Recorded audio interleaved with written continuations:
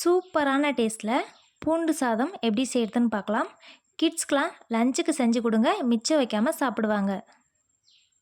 Welcome to spicy recipes Tamil. First time சேனலை பார்க்குறவங்க subscribe பண்ணி பக்கத்தில் இருக்க பெல் ஐக்கானில் ஆல் என்ற ஆப்ஷனை கிளிக் பண்ணிக்கோங்க. ஒரு கடாயில் 2 டேபிள் ஸ்பூன் அளவுக்கு எண்ணெய் ஊற்றிக்கலாம். எண்ணெய் நல்லா காஞ்சதும் 1/2 ஸ்பூன் அளவுக்கு கடுகு உளுந்தம் பருப்பு சேர்த்து நல்லா வெடிக்க விட்டுக்கலாம். கடுகு வெடித்ததுக்கப்புறமா 1/4 டீஸ்பூன் அளவு சீரகம், 1/4 டீஸ்பூன் அளவு சோம்பு சேர்த்து நல்லா பொரிய விட்டுக்கலாம். இப்போ இது கூடவே 10 பல் வெள்ளை பூண்டை நல்லா நீளமாக கட் பண்ணி வச்சுருக்கேன், அதையும் சேர்த்துக்கலாம். கூடவே ஒரு கொத்து கருவேப்பிலையும் சேர்த்துக்கலாம். சேர்த்துட்டு நல்லா வதக்கி விட்டுக்கலாம். பூண்டு லைட்டாக வதங்கி வந்தோடனே இது கூட அரை வெங்காயத்தை சின்னதாக கட் பண்ணி வச்சுருக்கேன், அதையும் சேர்த்துக்கலாம். சேர்த்துட்டு நல்லா வதக்கி விட்டுறலாம். வெங்காயம் பூண்டு இது ரெண்டுமே ஓரளவுக்கு நல்லா வதங்கி வரணும், அப்போ தான் டேஸ்ட் ரொம்ப நல்லாயிருக்கும். இது கூட ஒரு பச்சை மிளகாவை நீல வாக்கில் கட் பண்ணி சேர்த்துருக்கேன், சேர்த்துட்டு நல்லா வதக்கி விட்டுக்கலாம். இப்போது வெங்காயம் பூண்டு இது எல்லாமே நல்லா வதங்கி வந்துருச்சு. இப்போ இது கூடவே சின்னதாக இருக்கிற 2 தக்காளி எடுத்திருக்கேன், பெருசாக இருந்தால் நீங்கள் 1 கூட எடுத்துக்கோங்க. கூடவே கொஞ்சமாக உப்பு சேர்த்துட்டு நல்லா கிளறி விட்டுறலாம். தக்காளி நல்லா வதங்கி வரணும், அப்போ தான் நம்மளோட சாப்பாடு ரொம்ப நல்லாயிருக்கும். அப்படியே கரண்டியால் நல்லா மசிச்சு விட்டுக்கோங்க, கிரேவி மாதிரி வரணும் தக்காளி. இப்போது தக்காளி எல்லாம் நல்லா வதங்கி வந்துருச்சு. இப்போ இது கூட நம்ம மசாலாலாம் சேர்த்துக்கலாம்.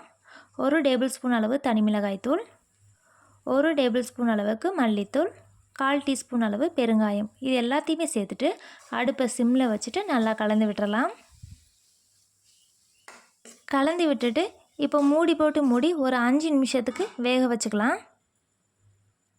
மூடி போட்டு வேக வைக்கிறப்ப மசாலாவோட பச்சை வாசனை போய் நம்மளோட சாதமும் நல்லா கலர்ஃபுல்லாக இருக்கும், அதுக்காக தான் இப்படி வேக வைக்கிறது. இப்போது எல்லாமே நல்லா வெந்து எண்ணெய் பிரிஞ்சு வந்திருக்கு. இந்த ஸ்டேஜில் நம்ம சாதத்தை சேர்த்துக்கலாம். நான் வடித்து ஆற வச்சுருக்கேன். இந்த சாப்பாடு 3 பேர் தாராளமாக சாப்பிட்ற அளவுக்கு இருக்குது. இப்போ இது எல்லாத்தையும் நல்லா சேர்த்துக்கலாம். சேர்த்துட்டு அடுப்பை சிம்மில் வச்சுட்டு இப்போ இந்த சாப்பாட்டை நல்லா கிளறி எடுத்துக்கலாம். சாப்பாடு உடஞ்சிராமல் கிளறி எடுக்கணும், அப்போ தான் டேஸ்ட் ரொம்ப நல்லாயிருக்கும். இப்போ பாருங்கள், எல்லாம் நல்லா மிக்ஸ் பண்ணி விட்டாச்சு.